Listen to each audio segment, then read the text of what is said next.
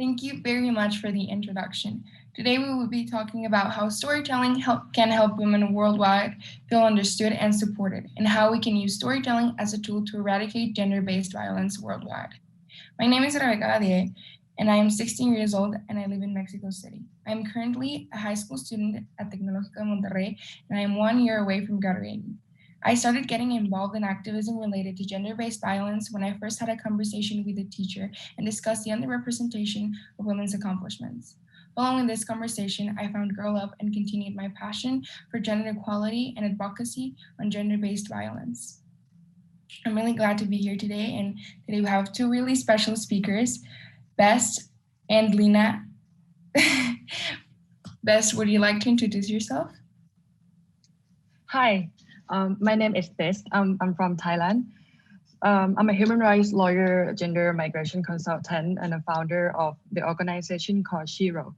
So Shiro found with the aim to provide pro bono legal service to gender-based violence survivors, and we also target the young generation university student to create safe space to discuss solution to gender-based violence in our culture. Thank you.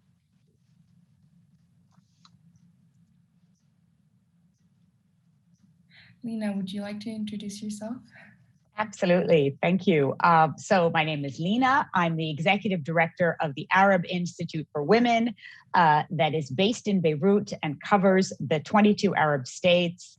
But I used to work in humanitarian emergencies all around the world, trying to end sexual violence. So this topic is very dear to my heart. Thank you so much to both of you. I'm really happy to be here. It's a really special opportunity for me, getting to talk to you. It's so inspiring. I'll be moving on to the questions now. So the first one, if you'd like to answer it, Lina, how can we approach things about abuse with sensitivity to ensure that survivors of violence are not reliving trauma? That's a great question. I think we tend to want information and details and stories and data, and it comes at a high cost to survivors. Very often the cost of that outweighs the benefits, because what are they getting from telling and retelling their stories except for rehashing all that old trauma? But I would say the number one thing is to take your cue from survivors, and not everybody is going to have the same answer. But the best way to approach it is to ask each individual what would be the most comfortable way for them to tell the story if they choose to.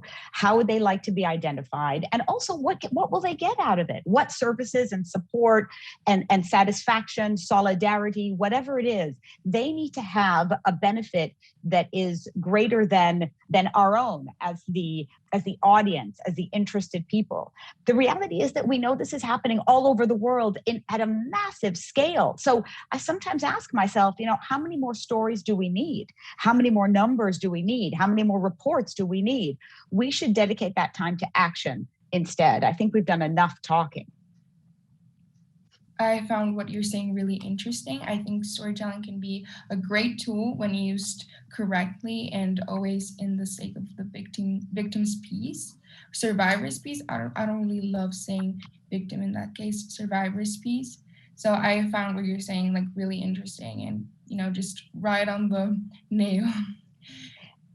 Actually, building on that, what I want to say is, if you look at the Me Too movement, right, it was amazing because people wanted to tell their stories and they did it on their own terms, if, how, and when they were comfortable to do so, right? So I said, Lina, Me Too, and told the story and whatever it was. But at the same time, the benefit still has to outweigh the cost there as well. So in other parts of the world, like outside of the US and Western Europe and whatever, there wasn't much of a Me Too movement. And that's because it's still very difficult for people to attach their name to a Me Too, to even connect to the internet already is a challenge. That's not something that everyone has access to. But then to put their name alongside a Me Too statement also puts them at great risk. And there's no services, support, access to justice, nothing. So we have to also look at it that way. It is, when people want to come forward, they will, and it might help them. But if people don't come forward, we have to understand why. I completely get it. Coming from a place like Mexico, the background that I have, how the patriarchy is just like not deconstruct it at all in here. I completely get what you're saying. We sometimes look at it from a place of privilege. We don't get what other women are living. We are not completely seeing their backgrounds and what they have, the reaction that they'll have from like their families or friends, everyone. So I think you just said all the right words in this case. So I have a question for you, Best. So starting with the Me Too, hashtag Me Too, there have been many other hashtags to amplify the voices of survivors. How has social media transformed storytelling? So since the Me Too and since the lockdown, I think there's a lot of, the movement on like civil rights or social justice has been moved to the digital platform. And it actually in Thailand over the past like 3 or 4 years has been increased amount of movement talk about sexual harassment in school, sexual harassment in university, domestic violence. This has been discussed more. The good thing is it can go viral very fast, and it kind of give a chance to everyone in all age to discuss this issue in Twitter, Facebook, Instagram. But it's also come with a cost, because I've been receiving a lot of case of online sexual harassment, and a lot of actually feminist sexual violence activists, domestic violence activists, and women rights activists, human rights defender in Thailand has been attacked and been bullied in the cyberspace. So turned out it's become a toxic space and so dangerous for children and age under 18. But in the same time, the system, the legal system and the structural oppression against women and girls are huge here. There's no easy access to justice, and they've been victimized throughout the process. I've heard a lot of cases where university students or even just, women who go to police station and try to report they're being sexually harassed and get attacked with a lot of rape threats. Officers, the police in Thailand still look at this issue as less than and really slow and inactive to respond, and sometimes give them with a lot of victim blaming questions like, so why are you still using the social media? So as if so many times I just want to go back to talk about the question before as well, because every time people ask why women don't speak out, ask why girls don't come forward. Recently, there has been a lot of case on sexual exploitation in university, sexual harassment committed by a teacher, and people in the institution ask, so why you take so long and come out, and they're trying to call every survivor to like step up and speak up. People even message me and ask, can you give us a tips how to make survivors tell their story, how to make survivor talk about what happened and go to the media and go to journalists and report. So I asked, okay, before you ask how you make survivors tell their story, why don't you ask how you create the safe space and you create the support system for them to ensure that there'll be no harm happen after they decide to tell their story, right? And there's so many other things that social media can be used to address gender-based violence. I don't think people has to use their own story to be used as a trauma porn. Sometimes journalists question me because I'm actually a domestic violence survivor myself before I found Shiro.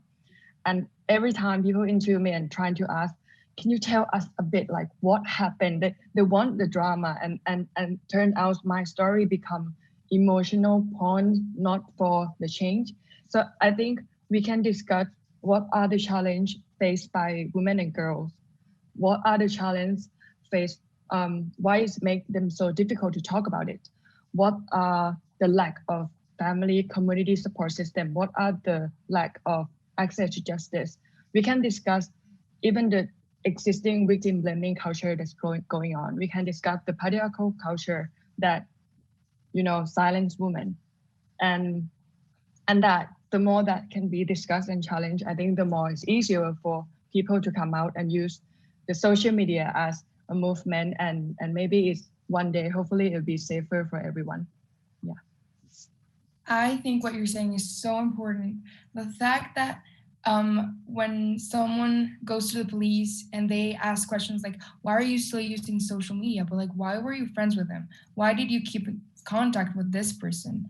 Like, you're not asking the right questions. You should be like, who is he? Like, let's go get him now. Let's ask the questions to him.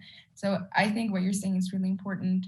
And yes, coming forward, it's really difficult. And I think as also a victim of gender-based violence, I feel like when you come forward, people start looking at you as the survivor. And oh my God, like they just exactly they want the drama. They want to know like what happened with him after that. And it's like we have to redirect all that attention that we're putting into the drama of it all to what can we do to make it better for girls and for women all around the world, to make them feel more comfortable, to make them feel safer in their own environment. Like I in Mexico, we're living a really hard time related to gender-based violence. And, I don't even feel safe at school sometimes. It's gotten to that point. So I feel like what you're saying is really important. We should really start creating spaces where we feel safe and where we feel like we're going to be okay. And the questions are not going to be to us, they're going to be to the person who violented us. So I just found it really amazing. And I love how both of you come from like a really similar background to mine. The places we come from. I wanted to say really quickly, I've been looking at your work and I just find it amazing how all of the stuff that you've done, especially me as a girl, I'm not over the age of 18. So it's just like looking at women like you do the things that you're doing. It's so inspiring and it's such a big wow moment for me talking to you. So I just wanted to put that out there. But I have another question for you, Lina. So sure. I'd love to, can I build on what was just said? Because actually what bothers me so much is this dangerous perversion that we have, this sense of like audience entitlement to all of the gory details. I used to be asked when I was in the field working in humanitarian emergencies, I would speak to donors, partners, the media, whoever, and they'd say, well, how many rapes? How many? What's the story? And I said, well, what difference is it going to make? Because what's the magic number for you? Is it 10? Is it 100? Is it 1,000? What is the number that is going to get you to act rather than feel like you deserve all of those details? I mean, for me, the bottom line is one rape is one too many. And the more we provide all of this information, the more people demand it of us. And then best, you said something awesome about the new kind of toxic way that social media has been hijacked, because I find it so painfully ironic. The minute we take a space as women, as activists, as feminists, as survivors, as whoever, and think that we can finally express ourselves in a way that is safe and that will lead to some positive social change, there are people who find new ways to create different forms of violence. It's like that's constantly evolving and we can hardly keep up. So we turn right and they do as well. And they've blocked us before we can even instigate any real change. And for me, it's just so frustrating how quickly perpetrators are able to innovate in a way that I find just repulsive. So anyway, yes, just exactly. wanted to put that out there in all its anger. Well, you're so right about this. And I feel like feminists all around the world have taken over social media as a space for other women to feel safe in it. And they just found a way to be violent and make us feel unsafe again, and to take away those spaces away from us when we're saying like, hey, this is my space for me to feel safe, for me and the women around me to feel safe, and you're taking it away from me again. So exactly. Yeah. This is the only form of violence, the only crime in the world where the survivor ends up guilty on trial. There is no, if I come into the police and I say someone snatched my bag, they're not going to tell me, well, why were you drinking and what were you wearing and why were you alone in that? No, they will report the crime and treat it as a crime. If I come in and report sexual violence or intimate partner violence, I am suddenly put on trial and I am the guilty one. Yes. Beth, do you want to say something? I think you opened your mic. Just just come out to say yes and agree. Yeah, the energy. Okay. So I have a last question. How can we engage men and boys to end gender-based violence? Why should we take a collective effort? Best if you want to answer.